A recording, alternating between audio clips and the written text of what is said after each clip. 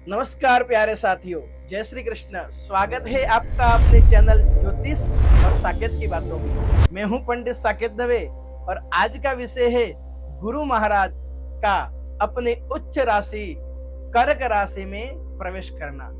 सज्जनों, गुरु महाराज अपने उच्च राशि में प्रवेश करने के पश्चात 12 राशियों के ऊपर गुरु महाराज का क्या प्रभाव है, आज हम इसके बारे में जानेंगे।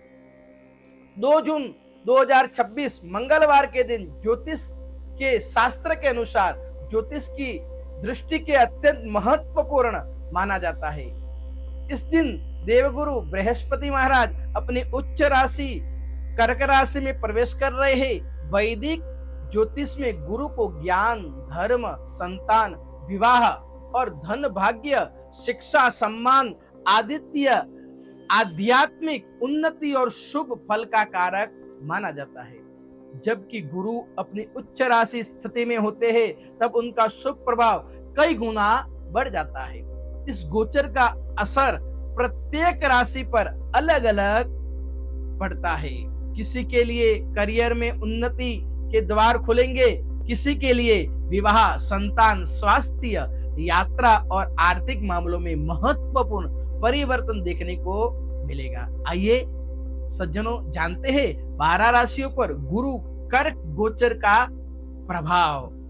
सबसे पहले आती है सज्जनों मेष राशि। मेष राशि के ऊपर गुरु महाराज का क्या प्रभाव पड़ता है, आइए जानते हैं। मेष राशि के जातकों के लिए यह समय मिश्रित परिणाम देने वाला होगा। इस वर्ष लंबी महत्वपूर्ण यात्राओं का योग बनता है, परंतु यदि आप नौकरी, व्यापार या धार्मिक उद्देश्य के से यात्रा करना चाहते हो तो अवसर अवश्य मिलेगा, परंतु हालांकि यात्रा के दौरान कुछ बाधाएं, विलंब या योजनाओं में परिवर्तन भी हो सकता है। इसलिए किसी भी यात्रा से पहले पूरी तैयारी अवश्य रखें। करियर में धीरे धीरे उन्नति, प्रगति होगी। वरिष्ठ अधिकारियों का सहयोग मिलेगा, लेकिन जल्दबाजी में कोई निर्णय न ले। स्वास्थ्य सामान्य रहेगा, परंतु मानसिक तनाव और थकान से बेचैनी अवश्य होगी। मेष राशि वाले को और भी योग प्रभावशाली बनाने के लिए विशेष उपाय: गुरुवार के दिन पीले वस्त्र का दान करें,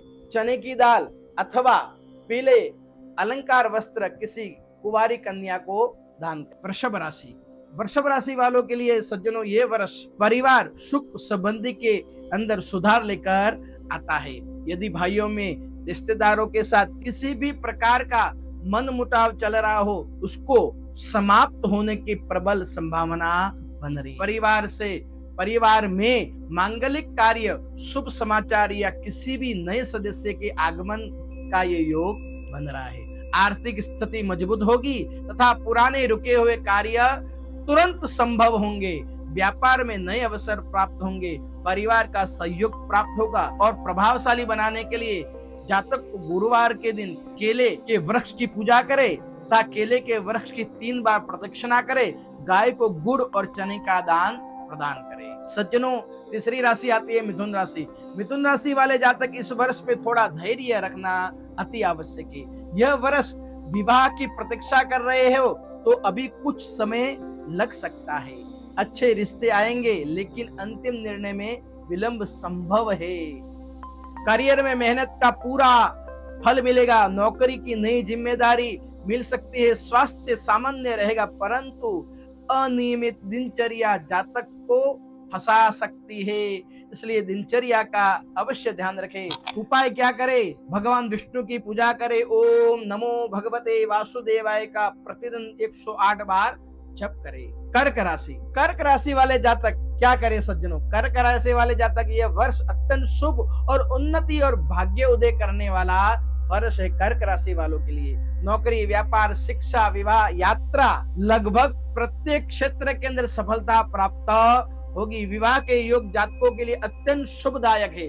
करियर की पदोन्नति और करियर के अंदर भाग्योदय, नौकरी का योग जातक का बन रहा है। धन लाभ की उत्तम संकेत दिखाई दे रहे। परिवार में सुख संपत्ति और शांति बनी रहेगी और विशेष भाग्योदय के लिए भगवान विष्णु की पूजा करें। देवगुरु बृहस्पति की नियमित पूजा करें, जिससे फल प्राप्त होगा। और विशेषकर भगवान विष्णु को द्राक्ष अर्पण करें रविवार के दिन। इसके बाद सज्जनों राशि आती है पांचवी राशि सिंह राशि। सिंह राशि वाले के लिए ये वर्ष कठिन एवं चुनौती भरा रह सकता है। स्वास्थ्य के अंदर विशेष ध्यान रखें, विशेषकर आंखों, नेत्र एवं सिर का रक्तचाप संबंधित रोग की समस्या हो सकती है। गृहस्थ जीवन में छोटे छोटे विवाद, बड़े मतभेद भी हो सकते हैं, इसलिए क्रोध को नियंत्रण में रखें। आर्थिक मामलों में सोच समझकर निवेश करें। विशेषकर अगर समय ज्यादा खराब हो तो गुरुवार के दिन पीले पुष्प भगवान विष्णु को अर्पण करें और विद्यार्थियों को अध्ययन की जैसे किताबें, पेने का दान प्रदान करें। कन्या राशि सज्जनों छठी राशि आती है। कन्या राशि वाले जातक गुरु कर्क में क्या प्रभाव पड़ता है देखते हैं। कन्या राशि वाले जातकों के लिए कार्यों की शुरुआत शुभ रहेगी, प्रारंभ में अच्छा रहेगा। व्यापार या नौकरी के नए अवसर प्राप्त होंगे। आर्थिक लाभ के संकेत भी मिल रहे हैं। हालांकि मित्रों के साथ गलतफहमियां से कार्य बिगड़ सकता है। जो लोग प्रेम संबंध में हैं उनके लिए ये वर्ष थोड़ा कठिन होगा। संबंधों में दूरी, अलगाव की स्थिति बन सकती है, इसलिए संवाद या वाक किसी से वार्तालाप करे तो विचार करके करे। कार्य वार्तालाप से बिगड़ सकता है। उपाय क्या करे? गुरुवार के दिन चने की दाल भगवान विष्णु को अर्पण करे। विशेषकर पीले कलर का पुष्प गुरुवार को भगवान लक्ष्मी के चरणों में अर्पण करे।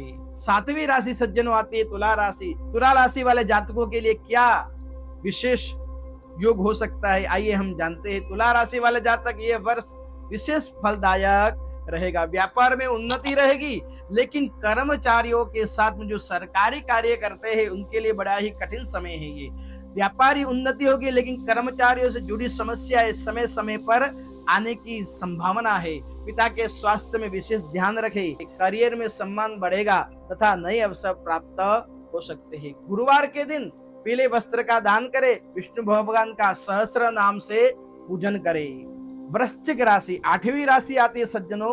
वृश्चिक राशि जिसका राशि का स्वामी मंगल महाराज गुरु कर्क में आने पर वृश्चिक राशि वाले जातकों के लिए क्या योग बनता है, आइए जानते हैं। वृश्चिक राशि वाले जातकों को धार्मिक और आध्यात्मिक उन्नति का समय रहेगा। धार्मिक यात्राओं के योग बनेंगे। विदेश से लाभ होगा। वृश्चिक राशि वाले जातकों के लिए विदेश संपर्क बढ़ेंगे। विदेशियों से सफलता मिलेगी। पिता के स्वास्थ्य में सुधार आएगा तथा परिवार में सकारात्मक वातावरण का योग बनेगा। व्यापार में कई नई उन्नति प्रगति प्राप्त होगी। और ये वर्ष कर्क राशि के अंदर गुरु प्रवेश के कारण वृश्चिक राशि वालों के लिए बड़ा ही अनमोल समय रहेगा। विशेष अनमोल करने के लिए, विशेष भाग्योदय करने के लिए गुरुवार के दिन केसर का तिलक लगाए। पीली वस्तु, पीली मिठाई का दान गरीबों को अवश्य करे। तत्पश्चात राशि आती है नौवीं राशि धन राशि जिसका राशि का स्वामी ही महाराज गुरु है। इस राशि वाले जातकों के लिए, धनु राशि वाले जातकों के लिए ये वर्ष मिश्रित फल देने वाला होगा। विशेषकर महिलाओं में अपने स्वभाव और अहंकार का नियंत्रण रखने की आवश्यकता होगी, अन्यथा ससुराल पक्ष के साथ मतभेद हो सकता है। महिलाओं को स्वास्थ्य संबंधी समस्याएं हो सकती है। विशेषकर मासिक धर्म से जुड़ी परेशानी आ सकती है। व्यापार सामान्य रहेगा। अधिक लाभ के लिए धैर्य रखना पड़ेगा। सही योजना आवश्यक और सभी कार्यों को सफल बना सकती है। धनु राशि वालों के लिए ये वर्ष और प्रभावशाली बनाना हो तो विशेषकर गुरुवार के दिन हल्दी की गांठ और चने की दाल या पीला वस्त्र विष्णु भगवान के मंदिर में चढ़ाए या ब्राह्मण को दान करे। मकर राशि 10वीं राशि आती है मकर राशि। सज्जनों इस राशि का स्वामी है शनि महाराज। ये वर्ष मकर राशि वालों के लिए कैसा रहेगा, आइए जानते हैं। मकर राशि वाले जातकों के लिए विवाह के अत्यंत प्रबल योग बन रहे हैं। यह विवाह के योग को बढ़ा रहा है। इस वर्ष शुभ समाचार मिलने की संपूर्ण संभावना है।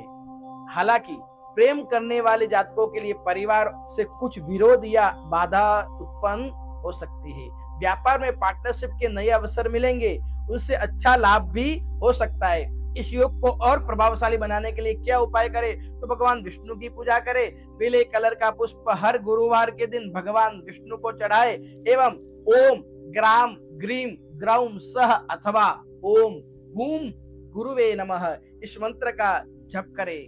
तत्पश्चात 11वें नंबर की राशि आती है सज्जनों कुंभ राशि। कुंभ राशि वाले जातकों के लिए यह वर्ष सामान्य रहेगा। नौकरी में उतार चढ़ाव प्राप्त होगा, कार्यस्थल पर अतिरिक्त मेहनत करनी पड़ेगी, पेट, पाचन तथा गैस संबंधी परेशानी भी आ सकती है, विवाह में कुछ विलंब हो सकता है, आर्थिक मामलों में सावधानी रखे। विशेषकर उपाय क्या करे? गुरुवार के दिन गरीब को पीले वस्त्र का दान करे या गरीबों को पीले कलर की मिठाई जो बेसन से बनती है वो गरीबों को खिलाए। द्वादश 12वीं राशि आती है मीन राशि। आइए जानते हैं मीन राशि वाले जातकों के लिए गुरु कर्क में आने पर क्या प्रभाव पड़ता है। मीन राशि वाले जातकों के लिए सज्जनों ये वर्ष अत्यंत शुभ और लाभदायक रहेगा।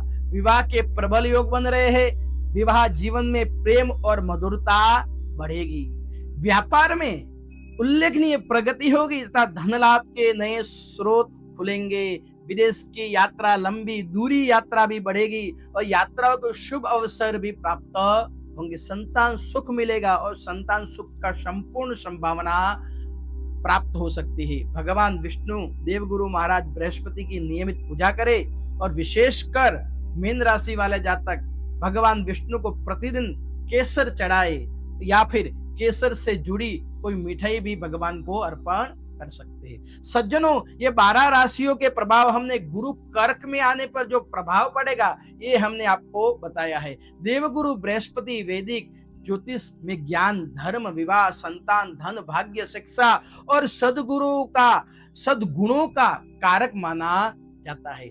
जबकि गुरु अपनी उच्च स्थिति में आते हैं तब उनका शुभ प्रभाव जीवन के अनेक क्षेत्रों में सकारात्मक परिवर्तन ला सकता है। हालांकि प्रत्येक व्यक्ति जन्म कुंडली के अलग होती है, प्रत्येक व्यक्तियों की दशा अंतर्दशा अलग होती है, परंतु इसलिए किसी भी गोचर का वास्तविक प्रभाव उसकी व्यक्तिगत कुंडली, दशा और अन्य ग्रहों की स्थिति पर निर्भर करती है।